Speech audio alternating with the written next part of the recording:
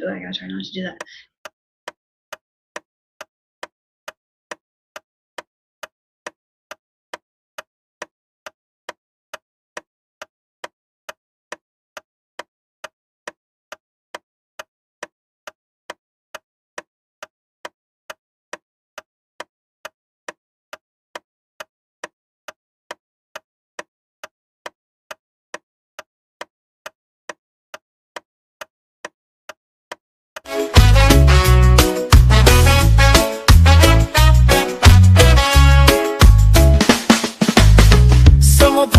Leading the way, shining bright like the healing rays. 420 patients, we stand as one.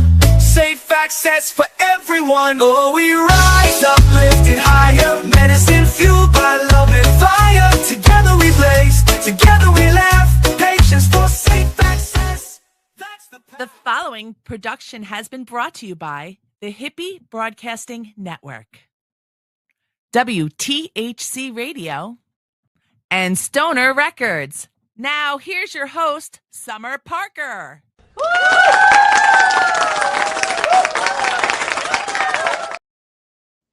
Hey guys, welcome back to our weekly Patients for Safe Access podcast. This week we're going to turn it up a little though. We're not going to just talk about patient safety this week. We're going to talk about some artistry, some music, and a local Oklahoma artist here, Miss Dezii. And we are doing that because we are WTHC Radio and we broadcast on the radio. We broadcast on the radio. We broadcast music all day long. If you want to check it out, go ahead and get over there to the channels. You can go to the Hippies Facebook profile and find all the ways you can listen. So we will get right in.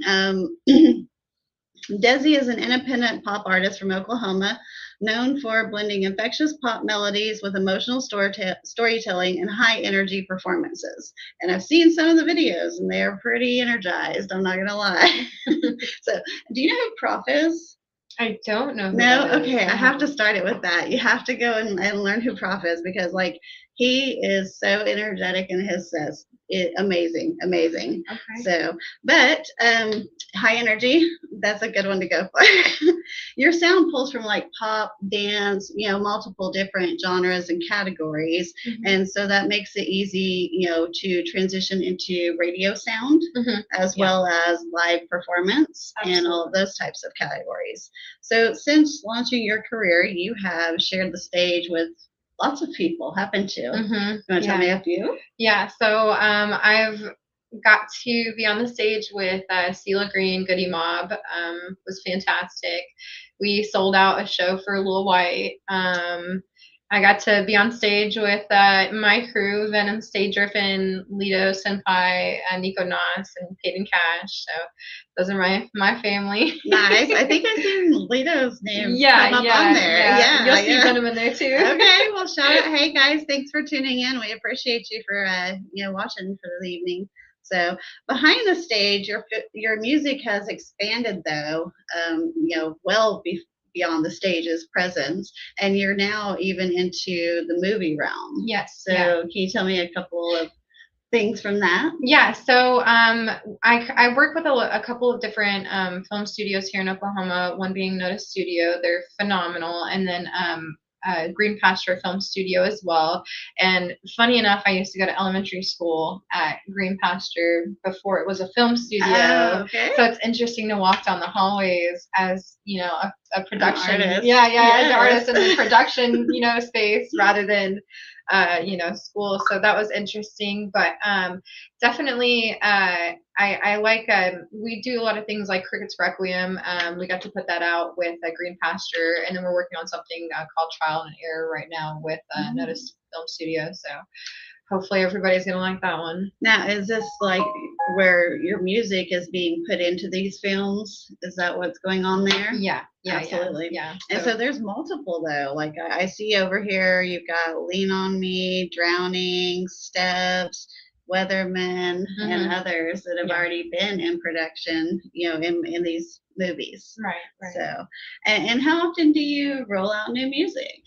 Well, it's been quite a while. I honestly have been traveling the country with my friends off of a handful of songs. Yeah. And I do have an album coming out. I've got about 20 to 30 songs that I have ready to go. Ooh. So I know people are pretty excited to Right. hear something new.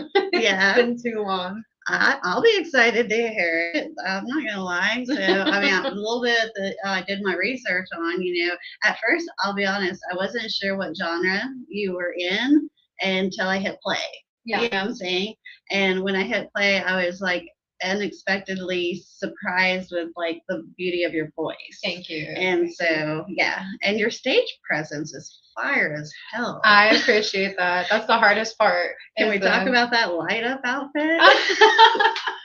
Oh my God. I saw it online and I was like, I have to have it. And I won't lie. I think the biggest caveat, like the biggest like pullback from it is the heat. Oh, but the coolest thing about it is the kids love it. So anywhere I am, if there's kids, they want to take a picture, they want to mess with it. Like it's a lot of fun. Yeah. Check out her Instagram. You will see it. You won't want to miss the opportunity to go out and check it out. So I would say it's a rave-inspired style outfit. Yeah. And honestly, I'd never seen one like that before. I mean, I think I've seen like a similar style of outfit on an artist before, like megas, but like nothing ever like light up and fun and funky like that. Yeah. And it just captivated. And tell me about ACM. Is that the right acronym? Okay. Yeah. ACM. So it's ACM UCO. It's a downtown venue. It's University of Central Oklahoma. So they had asked me to do a headline there, and I thought it was going to be a couple of people. And the team that we had performing, because it was Dezii and friends, it was not just a headline for myself. My friends did a really great job of promoting that show. But we ended up selling out and setting a record for ACM UCO. Awesome. Congratulations for Thank you that. very much. To be a record holder in a local, in your vibe, your neighborhood. Yeah, in my area. Yeah. Like, that just goes to show, though, that you've got a lot of support behind you, as with your music and stuff. So that's really good. So how did you first get into music? I've been singing since I was younger. It's been like a more like a coping thing for me, I guess. When I was overwhelmed as a kid, I would play the piano or I would go sing, and it was kind of my escape from the outside crazy world, and it just kind of evolved into being something that I do as almost a career. I don't like to call it a career because it makes it not fun. So that's always a hobby for me. It's not a career as long as you love what you do. Absolutely. Right? Yeah. So, I mean, it isn't because you're not looking at it like, oh, I got to work this job for 40 years. Right. You're enjoying what you're doing. Exactly. And for those of you saying hi in the chat, thank you so much. Hello. So what inspired you? Well, actually, let me back up because you said something about playing piano there. How many instruments can you play? I can only play one instrument. Okay, just the piano? Yeah, just okay. the piano. Well, I play clarinet and bass clarinet. Oh. Well, I did. Okay. I did. I've kind of forgotten it all now. It's been so long. I know. I feel mine's starting to slip away. Is it? See, you got to rehone those skills. Yeah. Don't lose them. Yeah. So, what inspired you to do music as an independent artist? I don't know. Actually, there's somebody named Pineapple Stro, and he contacted me, and I had just posted a video, and I got 10,000 views on my first video I posted, and I was so excited about 10,000 views. And this guy hit me up, and he was like, "Hey, I think you're really good at what you do. You should come and record at a studio." And I was like, "At a studio? I've just been recording on my phone." Right. So, I go to the studio, and I'm sweating bullets. I'm so nervous, but it was so much fun, and I started there. And once I heard my voice after the engineer had put it into the song and crafted it to fit, I was like, wow, this is what I want to do. This is what I want to do. Absolutely. Hippie, you can pull that comment back up there real quick. So he says, for people meeting Dezii for the first time tonight, who are you when the music and the stage lights are turned off? Who am I? I'm a mother. Nice. Mother first. I play D&D. I like Dungeons and Dragons. My daughter would love that about you. Two of my daughters would love that about you. I like anime. So you're like total nerd inside. Yeah. I love that. Yeah. My oldest daughter has been a gamer since she was probably 12. Oh wow. And at one point she got super serious about it and was even to the point where she was making an income on Twitch, live streaming her gaming. But man, she's brutal. She is brutal to people in them games. Like she has no problem telling them all. Yeah, like unaliving them. so I remember whenever I go, as parents, our kids grow up, they get to a point where they don't live in our home anymore, right? And so once we weren't living under the same roof, sometimes I would log into Twitch just to listen to her like shoot them up with her buddies and stuff, you know, in the game, and listen to what they were talking about in there. And it was almost like listening to her in her bedroom in high school playing Xbox with her friends, you know. And I was like, oh, this is so cool. It's remote though. Yeah, you know? yeah. A way to connect with your kids. Right. As an adult, yes. So when did music go from something you loved to something you knew you had to pursue seriously? Was it that moment in the studio or was it something else? No, it was when I put out Twilight Fantasy. I got 20,000 streams within the first couple of months. And it was mainly people from Poland. And I was so excited that people from outside of the US had heard my music. I didn't even think that I would ever be able to extend my music as far as somewhere like Poland. So, so I was very, very encouraged, you know, and so that's when I knew. I was like, this is it. This is right. You've got reach already and you liked your own sound and you've got stage presence. So the stage presence, the performer side of you, did you do other things when you were younger that were performer style things like ballet or dance or, you know, cheer or anything like that? Where you're used to being up there and in front of people like that, where it made you comfortable already? Okay. I was always in drama, and my parents ended up, you know, drama classes.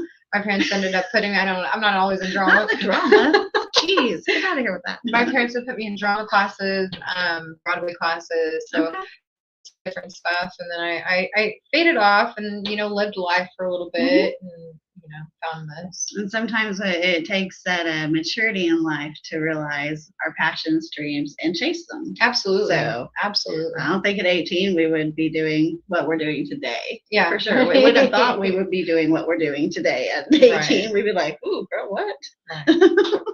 So, let's see. Do you write most of your songs? Yes. So I have somebody who also helps me write. He's in New York City. His name is Kyle Fields. He lives in Buffalo, New York.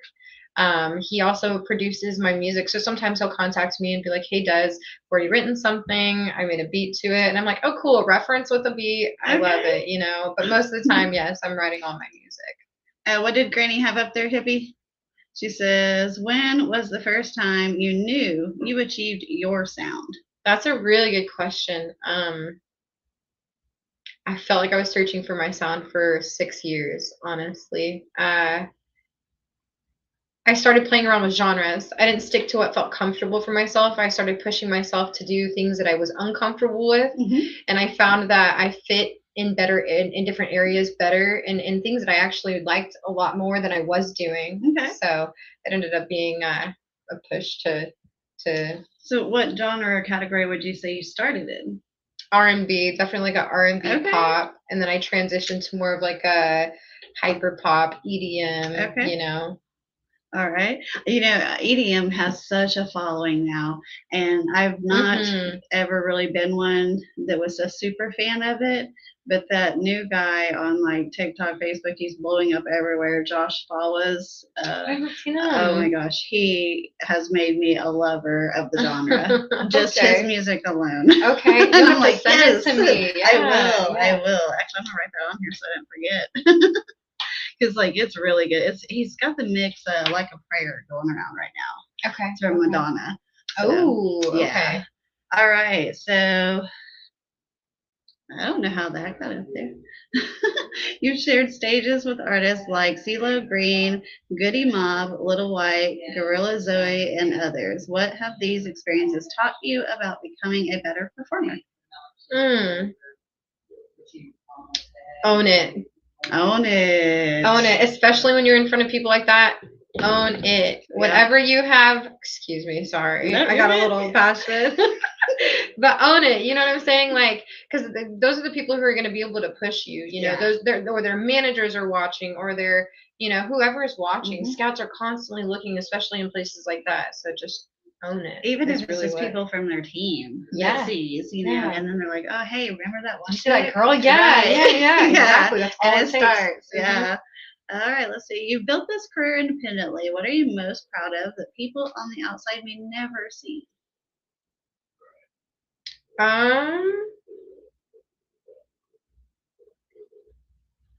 Music helps me mentally.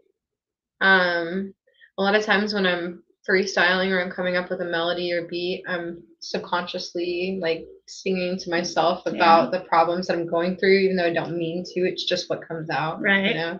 Instead of So- a conversation, it's coming out as like song. Right, Yeah. right. And it's very healing. Yeah, absolutely. I love that. I used to say that whenever I would be in tough times, I would take my journal, and it was me, my Jeep Wrangler at the time, and I'm an off-road mud loving girl. Yes, I am, and I know how to drive my own four-wheel drive. We Through love the mud. that. We love That's that. right. And I can drive yours too. But I used to take those, you know, my notebook and my Jeep and just go hike off onto a trail with it and just sit there and listen to music. And that was my meditation, my therapy, my way to work out the problems in my mind and my heart, you know. And I even have a tattoo on my chest that is a treble clef heart, and it matches with my oldest daughter. And it's because whenever times are tough and we shut down, oftentimes the conversation starter for us is a lyrical conversation. We want you to use lyrics to talk to us. Ooh, I like that. Yeah. I like So, that a lot. I'm big on music. I love that. My kids and I used to also play a game in the car called 2.2. And whenever the song would break onto the radio, in the first 2.2 seconds, you had to name the artist and the name of the song. I love that. I see people doing that on TikTok. Now. I You guys had it know. before. We didn't have that then. Well, I think it was brand new, but I wasn't doing that. Yeah. Okay, I've got a little off topic here. All right, Hippie says, do you remember the first time that you walked onto a stage and thought, okay, I actually belong here? Yes, the ACM UCO show. I think that moment when I realized, like, oh my God, we can sell out these shows. Like, Right. it's like people like me. They actually like my music. Did you like fangirl yourself for a moment? Yeah, I had to. Yeah, I'm like patting myself on the shoulder. Absolutely. Right. And I realized, I was like, yeah, this is it. And as you can tell, questions come in from live as well at the same time, so sometimes it goes from script and not. Oh yeah, no worries. And I've also seen where Pops, I don't know if you know who Pops is, his name is Steve Miller, and he's been an advocate in our industry for a long time. And so he was saying right there, you can tell you're more comfortable and relaxed with what you're doing now. I don't know if he's saying that to me, maybe. I think so. Maybe it's you. I don't know. But hey, we're both comfy right now, so it's okay. Yes, very comfy. What do you enjoy the most about live performing?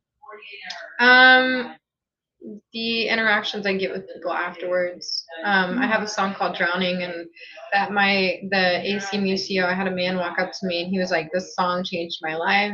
This is an amazing song. And that was the first time I was like, oh my God, my music is impactful. And it wasn't like wow, it's impactful. How cool. It was, wow, it's impactful. I need to be more careful about, intention and what I'm putting into my music. So I'll bring up mine and then it'll lead us into your thing here. So I was at a concert a couple of years back at the Vanguard here in Tulsa, and it was Noble Poets and somebody else had opened up for Ritz. And I had wanted to go because I wanted to see Ritz sing Switch Lanes. Okay. Like that was my all-time favorite. Wanted to go see that song, be performed. And that was my first experience hearing Noble Poets. Noble Poets, I believe is what it's called. It is. Okay. Anyways, Caleb and Dirty are their names. And Caleb has the voice of a flipping angel. When he opened his mouth for the first time and started belting the chorus, I mean, like dead ass stopped me in my tracks. I turned and looked, and I'm like, "Hi, heaven." You know what I mean? Like just straight out of an angel's mouth. And so I actually ended up leaving that concert during the song of Switch Lanes in an ambulance on a gurney. Oh no! Because I had passed out at the event at the God. last song.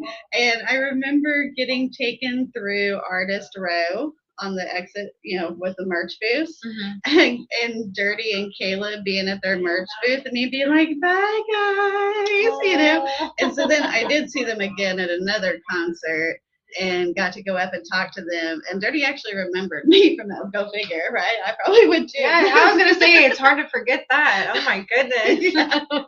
So, but yeah, if you get a chance to Noble Poets, I believe is what it's called. But anyways, I'll send you this. Yeah, send me that one too. Yeah. Because amazing voice. And all right, Hippie says drowning has a very different emotional weight than a straight up party record. How important is it for you to show different sides of yourself through your music? It's very important. I actually have a song called Best Thing. I don't really perform it anymore. But I don't know if it's a bit personal, but it's my friend called me and she was gonna commit suicide.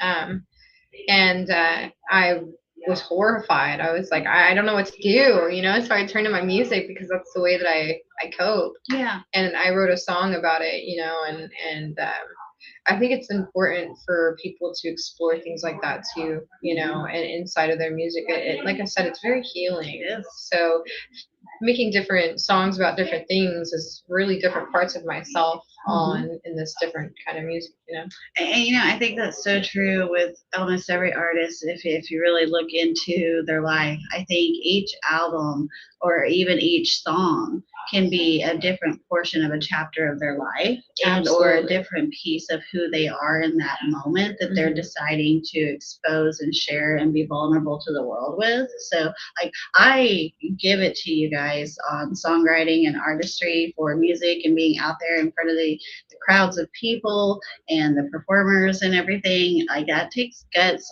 because you guys are literally putting your entire emotions on the line. Absolutely. Every song is wrote because there's an experience to it, whether it's yours, someone near you, or something like that. Exactly. So exactly. Yeah.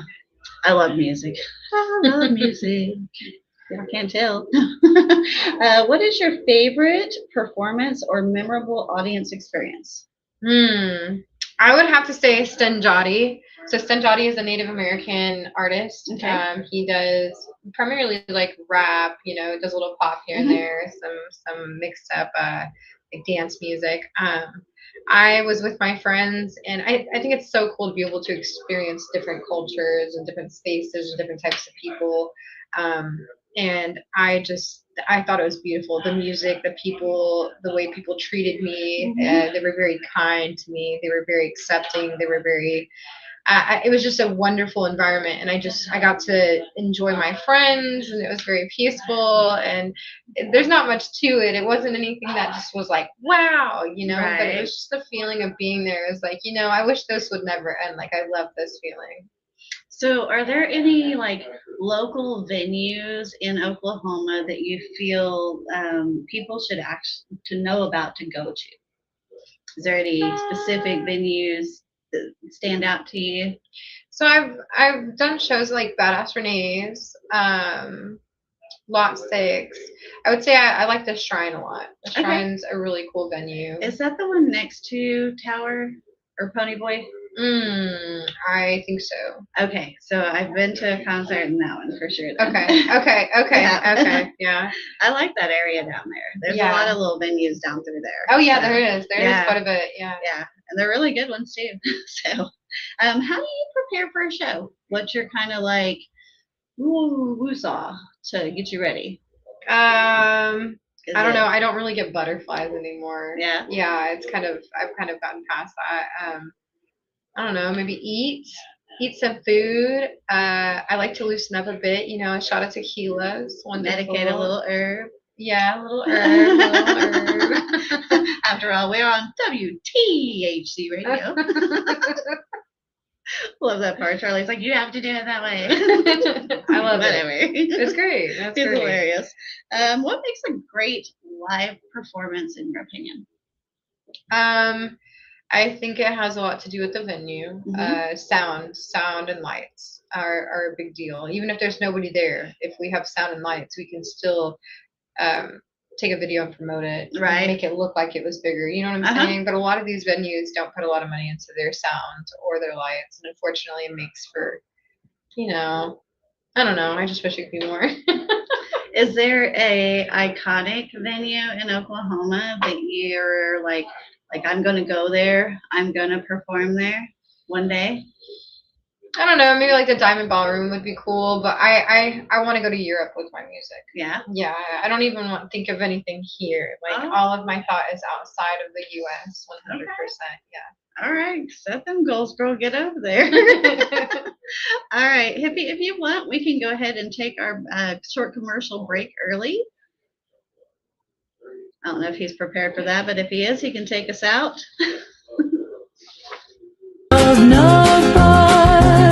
Nugs of many sizes, munchies, trippy friends, and stash jars are some of the gifts you'll find here at lovenugbuds.com for a unique gift for your 420 friend. Love Nug Buds will have what you want in the end.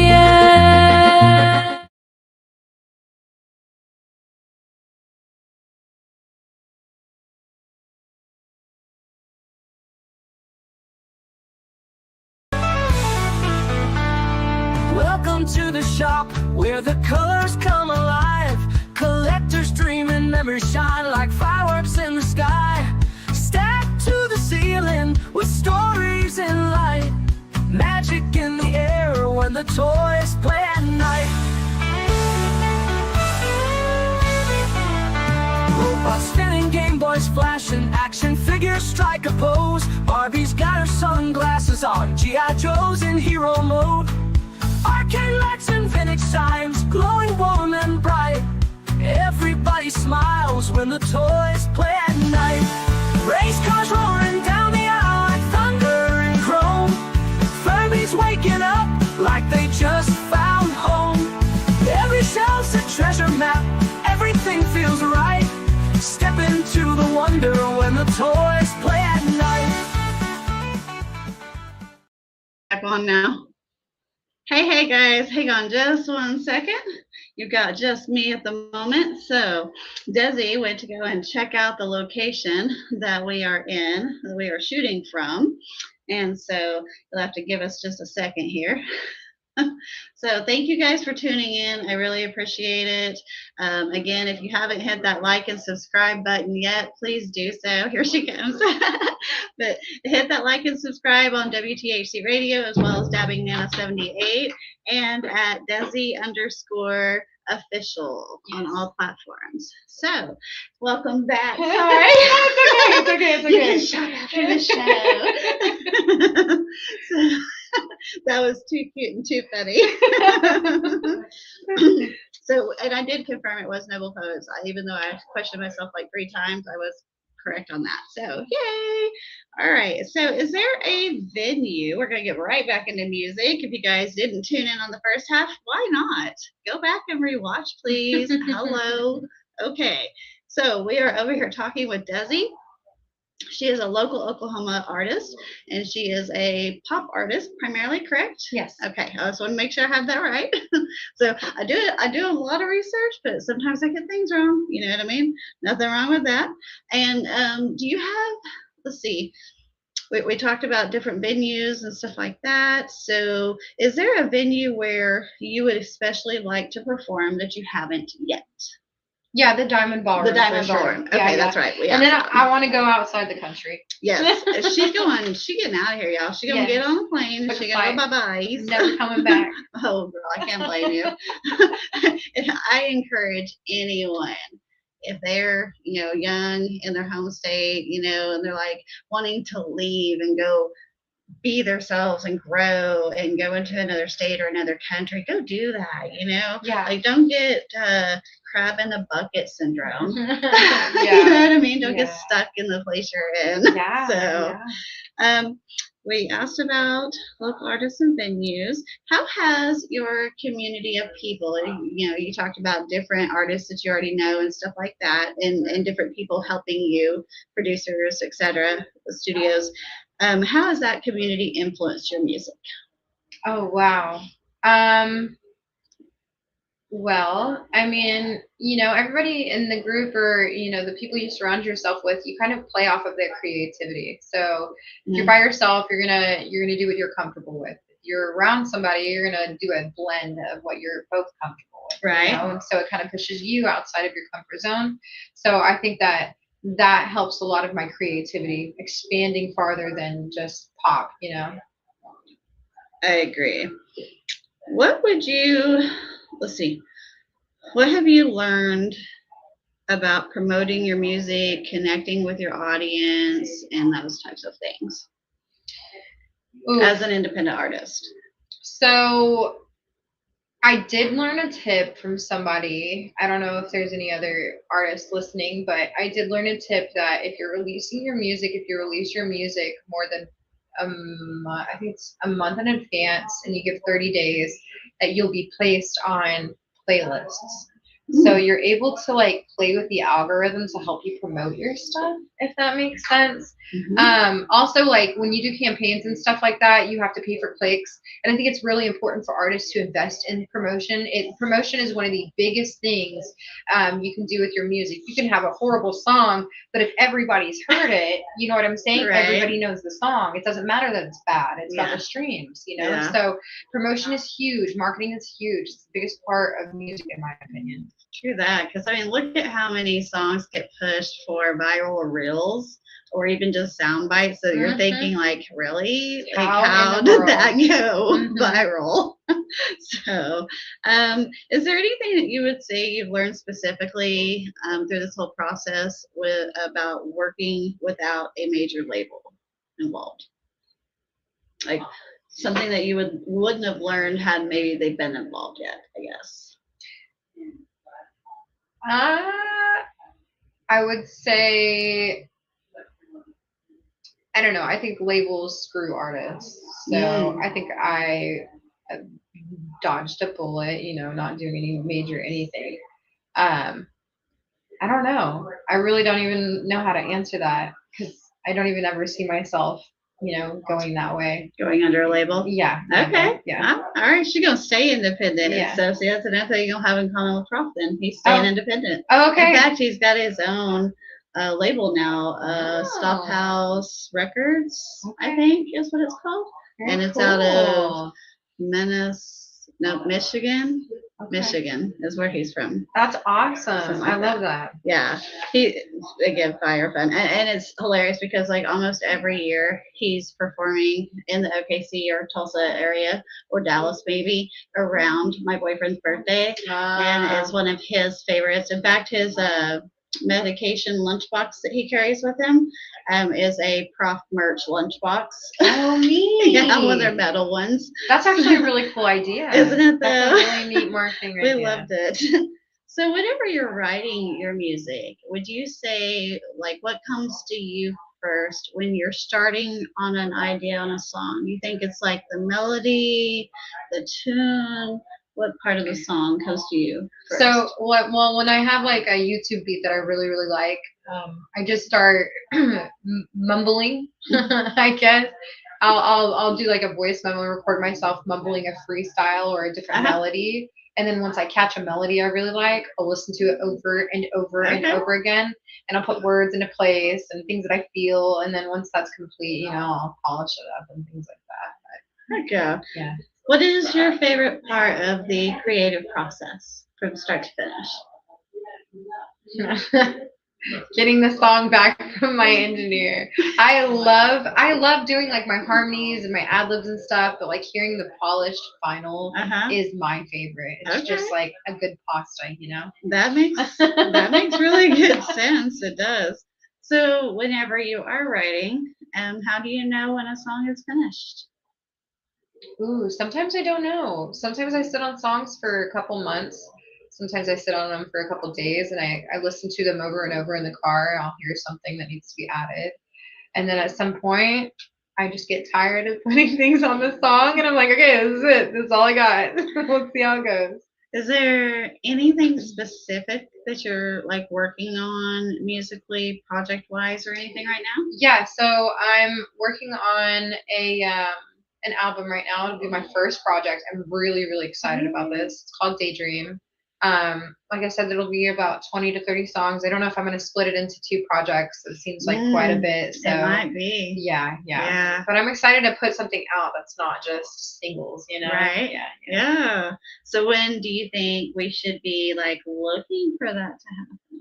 I want to do earlier than 2027, but I'm gunning for January 1st. Okay. Yeah. Hey, that's not very far into 2027. No, you might as well call it 2026. I know.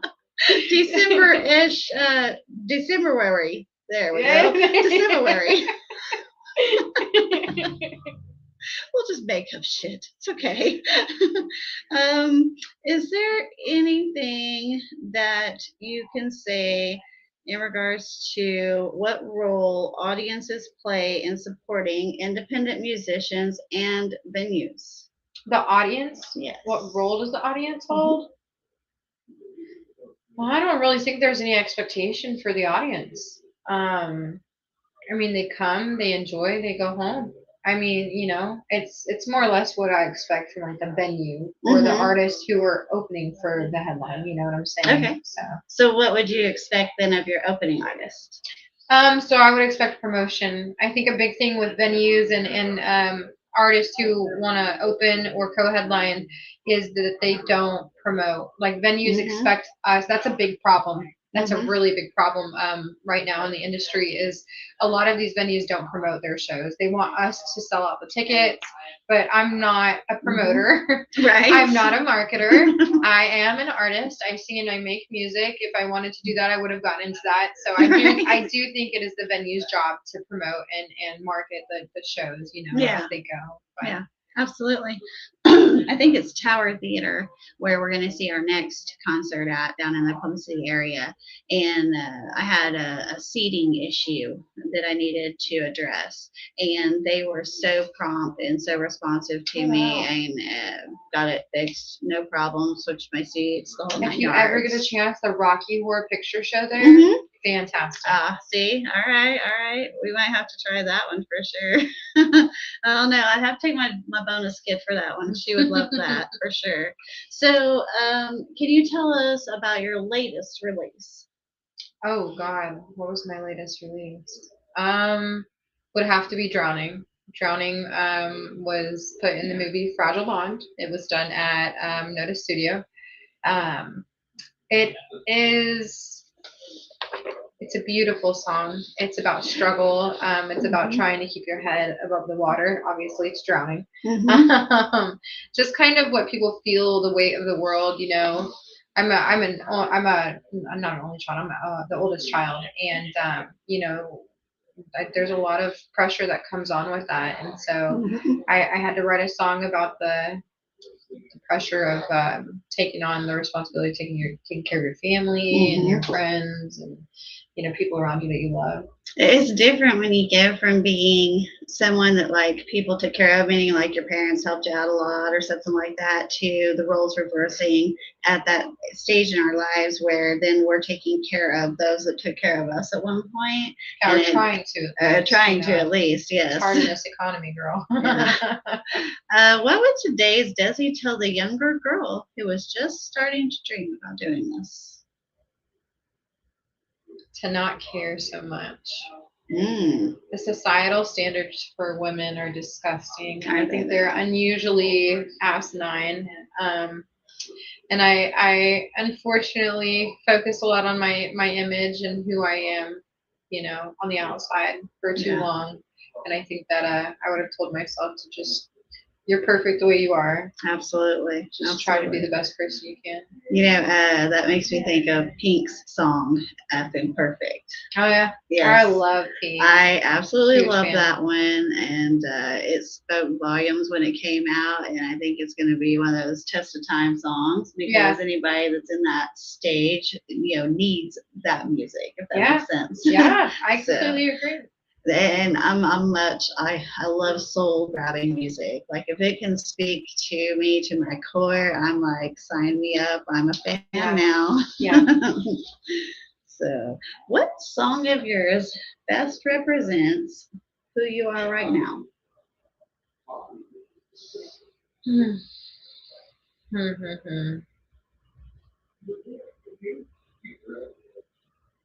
I don't have it out yet. Okay. It's a song about success. Mm. It's not about success like we're gonna get success. It's we've already succeeded. Right. And we've worked this hard to get here, and now we get to give ourselves that break, that high five.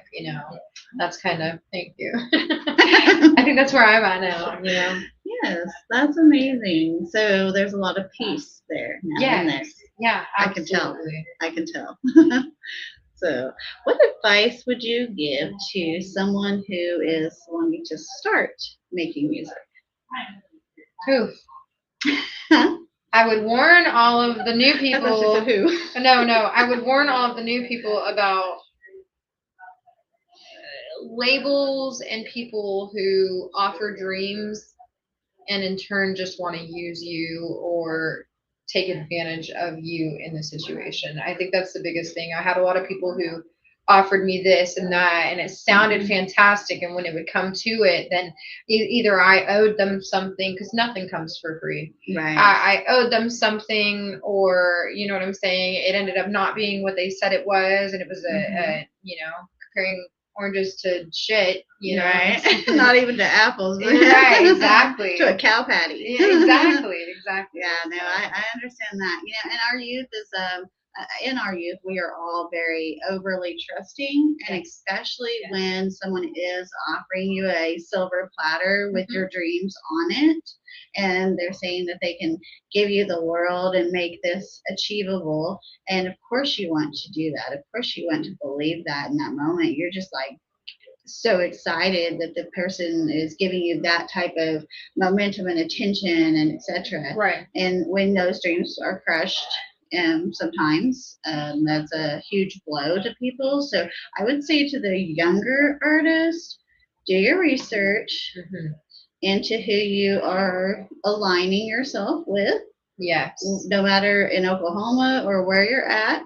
This goes all over, know who you're aligning yourself with, do your research. Google is there for a reason. So is, all the chat GPTs and stuff. And I'm the type of person, I look up court records on people all the damn time. I don't blame you. I'm like, I want to know what you're really up to. Yeah.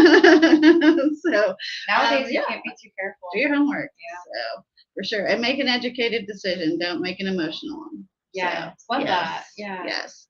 So, what goals are you working towards now with your music? I want to make some visuals, of course. Those are the small things, photo shoots, visuals, I want to go to Europe. That is the goal. Oh my God, I can't say it enough. I want to do music, but I don't want to do something. I want to do things like as big as Burning Man. You know what I'm saying? Oh my gosh, right? I want to do things worthy of memories.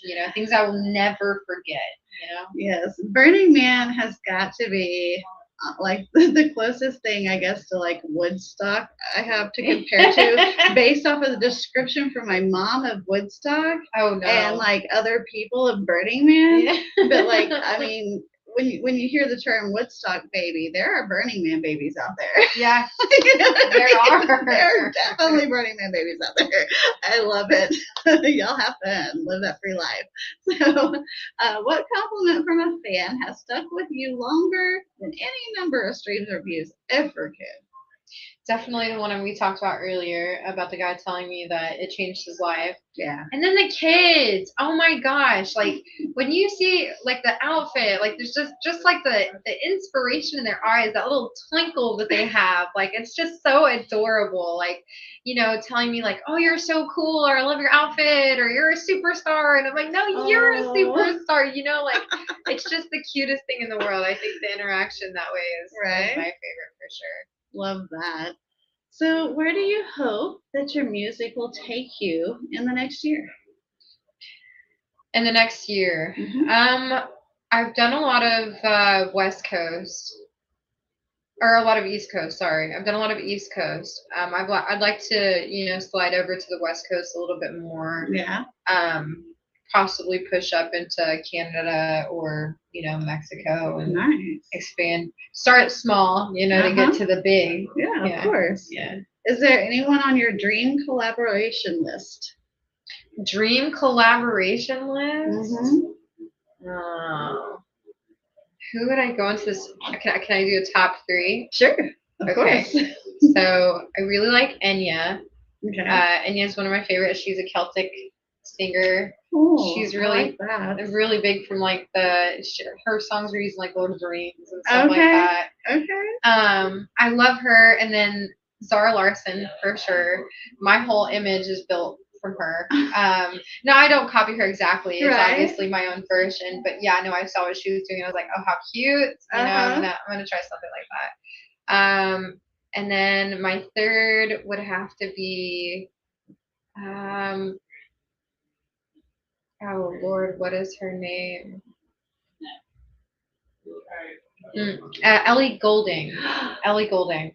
I love her. She's a huge inspiration, but she's been around for so long. And you know, a lot of people don't know who she is when you say her name, but if you play her songs, they're like, oh, I know this song, and I know this song, and I know this song. But she was a songwriter long before she was a artist and performer, wasn't she? I know that. I think so. No idea. I don't know. I'll look it up later. Don't fact check me. Don't hate me if I got it wrong. So, we talked about some social media links and stuff earlier. How can people listen to your music? Do you have like a YouTube channel as well? No. Okay. I should go try to monetize off of YouTube, but I have a hard time. I'm not very tech savvy anymore. I flustered for so long, and there's still a lot of stuff that I don't understand how to do on the technology and social media apps and all of that. Biggest thing I would love to be able to do is stream all my stuff to all the platforms at one time. Oh, they have apps for that. I know, but they want you to pay an arm and a damn leg. Yeah, I don't have long legs. They can't have my leg. Got in that one with a joke, right? So people can listen to your music though on your IG because you've got some videos and stuff on there. Yeah. Are you on any of the other like Spotify's or anything like that yet? Yeah. Okay. Every platform you can think of. Okay, except for YouTube. Yeah. Okay, gotcha. All right. So check her out, you guys, on that. No, I am on YouTube. Are you? Yeah. See? But I'm not doing content on YouTube, so I don't have like a page or a channel. You know, it's literally like just my music. Yeah. No, that's what people want though. I know I'm over here like, no YouTube. Oh wait, I have a YouTube. Let's see. Without assuming anything about your personal experience, has cannabis, plant medicine, patient advocacy, or the fight for safe access touched your life or the lives of people around you? Yeah. I love marijuana. Mary Jane is my best friend. I have lupus and a very rare kidney disease called Bartter syndrome.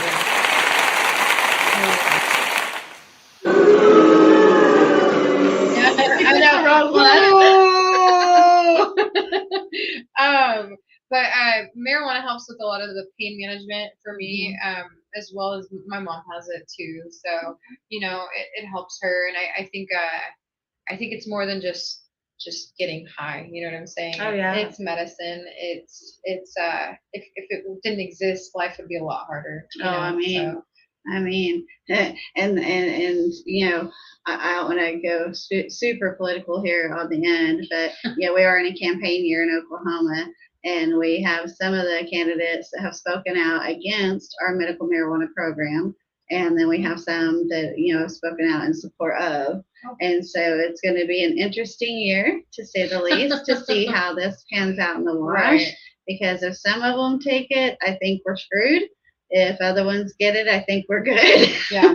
So our medical program, yeah, we need it. We need it in Oklahoma. We have 311,000 patients in this state, you know. So we have a lot of 1 in 12, 1 in 13 people in our state is a medical patient card holder. I think we have the largest amount of patient card population in our state compared to any other state. You know what I mean? And I struggle with the fact that Texas is now trying to make Oh my marijuana gosh. possession a Texas. felony in Texas. Yeah. Yeah, Texas. They want to make it a felony to possess. And I just think that's insane, Did you see- especially being by Oklahoma and, you know. I don't have the numbers up here, but I want to say that like 1 gram of a product that's over the 0.3 delta 9, I believe, is like 180 days in jail or something like that. Like if you live, guys, for real. Okay, let's end this out with this. Okay, Texas, I'm gonna expose your ass. So, guys, if you are going from any of the bordering states to Texas, into Texas, do not take your medical marijuana products from your home state and cross that state line. It is a felony possession charge. Okay, I don't remember all the legalities. Go look it up if you're not familiar No, with but it. you know what I think is so strange Like- though too is that Texas is one of the best states to go as a felon. It You know, really is. Yeah, Texas is one of the best. They're felon friendly, huh? Yeah, very felon friendly. Oh, Very gotcha. felon friendly. Okay, I didn't Yeah. know that. Yeah. I've actually like. It breaks my heart that they've done this with their program there. Of course, they have one of the most restricted medical cannabis compassionate use programs that there is in our nation. I'm pretty sure, but for the governor to do what they have done and shut it completely down like that and make it a felony for just a couple of grams. Don't take no damn edibles. Don't risk it. Don't take no damn edibles into Texas, guys. into Texas. Don't do it. Just don't do it. kind of like I tell the vendors at events, don't hand out product. Don't do it. Yeah. So same thing. Don't take your shit to Texas. I almost got like I didn't even know. Yeah, I got pulled over in Texas one time. We'll just say that, and I got lucky. So Oh, just no, don't do girl. it. I wish I would have I'm never. glad to see you here with us. Me too. Me too. Me too. Me too. He was a cute cop. No, I'm joking. No, Charlie was sitting in the passenger seat of my car too. It was funny. Is there anything musically that you can think of? Oh, I know what we could end it with. Oh, The co-headline. yeah. Okay. Yes. So speaking of Brits and noble poets earlier, Yeah. Yeah. do you have any new shows coming up? I do. I You do. Actually, I have 2 big shows coming up. So next Wednesday, we'll be leaving to, I think it's Ozark, Missouri, Okay. for the Gathering of the Juggalos. There's about 16,000 people right now going. Yeah. They said it's supposed to be record breaking. So Oh man. we'll see what's gonna happen. I'm pretty excited. Got my team with me. So and then we've also got October 24th. Myself, Peyton Cash, and Econos will be co-headlining with Ritz. Yeah. So let me know. I think I might want some because I didn't get to finish the damn song. No, like for real, I drive a sports car, and kid you not, like I can be in the most chill, like 65-mile-an-hour zone, but you let Switch Lanes by Ritz come on, and all of a sudden my no. car's at like 90, and I'm like switching lanes, you know, and I'm No just break. like, oh yeah, just the groove song. Grooving. I love it. I love it. For real. And my girl Kat, you know, we're here at her shop at Gravy Cat's Dispensary in Tulsa. So shout out, come by and see them off of 11th Street, the only one on 11th Street to come stop at. And come see her and her mom and buy you some product here if you're in Oklahoma. And if not, well, they got a lot of great merch stuff too that's not THC. So Just saying. I don't think they have a website though. Mom, do y'all have a website for the merch? Is she in there? No, she's not. Okay, never mind. All right. Hippie said, you have already accomplished things that the girl who first dreamed about becoming an artist probably could not have imagined. So what's the dream now that even today's Dezii is almost afraid to say out loud? My dream that I'm afraid to say out loud. Like that you might like not get there if you speak on it. Yeah. You really want to know? I want to pay off my parents' debt. I really want to pay off my parents' debt. They get on my last damn nerves. I love them so much, but they. Yeah, Good job, Hippie. but no, they're wonderful people. They're definitely my rock, so I owe them a lot. Well, let's finish it out with a patient safety question. So, what does the safety and accuracy of our products as a patient mean to you? It means a lot. I think that our industry in particular is really muddied with products that says that it is one thing and it is completely different, or testing that's forged, or you know what I'm saying. This industry is it's foul, and the adverse effects that come from not doing this properly are very great. They're very grave, in my opinion, quite literally.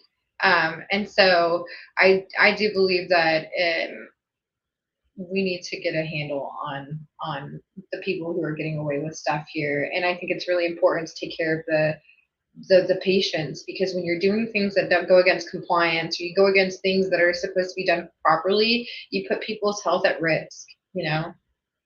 So. And I would say, like, Oklahoma has the most diverse amount of medical marijuana products of any state that I have visited thus far. Okay, and I've been to probably 10 in the last couple of years.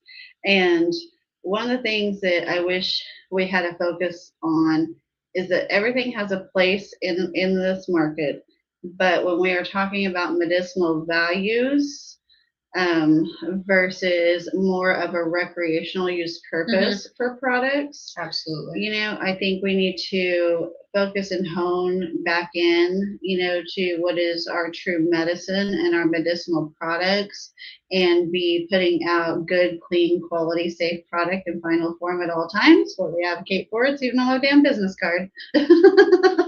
Well, I think that it's fantastic. I think that people should definitely follow.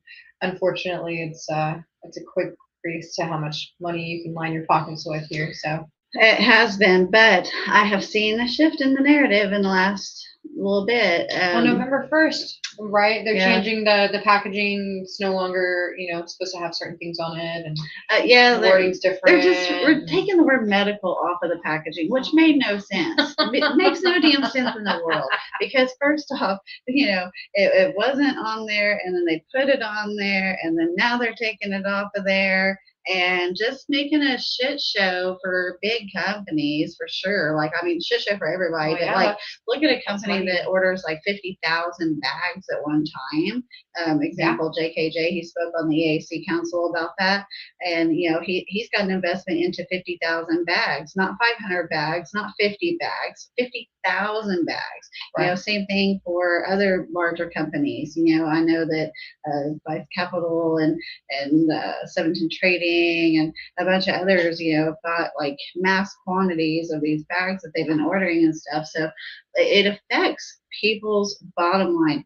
Whether you're a small mom and pop or you're a big company, it is affecting these people financially, and it is destituting some of them. Well, and it's a domino effect. Changes. It's a domino effect, right? You make a law where you require new packaging. A company spends millions. Now they're shit out of luck. They can't process anymore. They can't distribute anymore.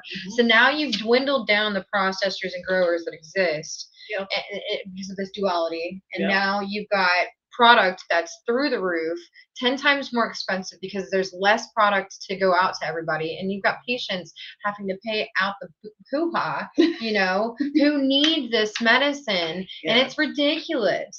I don't think people understand business though. And I think that's where a lot of this here that are like doing it the right ways too. I completely agree. Like we've No, got a lot of absolutely. people stepping forward that are, you know, refusing to do things that are against the rules and regulations. We have people that are stepping forward, willing to educate others on best practices for growing, like in living soil, pesticide free, herbicide free, you know, fungicide free, all of these things, and natural home, you know, ways of doing this. And so I commend those in this industry that are pivoting, who are changing for the better. We see you. We appreciate you. We thank you for that. And I don't know that I have anything else except for thanking you for being here today and driving up to come and sit with me and talk about your music and your journey. Of course. Thank you. Guys, that is all we've got. My guest for next week is tentative, so I'm not going to announce that one yet. I'm waiting for confirmation. Just know you will want to stay tuned and find out who it's going to be, and we will catch you guys next week. One love. Catch y'all later.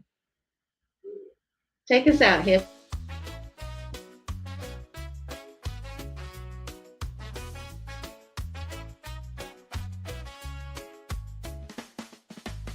Summer Parker leading the way, shining bright like the healing rays. 420 patients, we stand as one. Safe access for everyone. Oh, we rise up, lifted higher. Medicine fueled by love and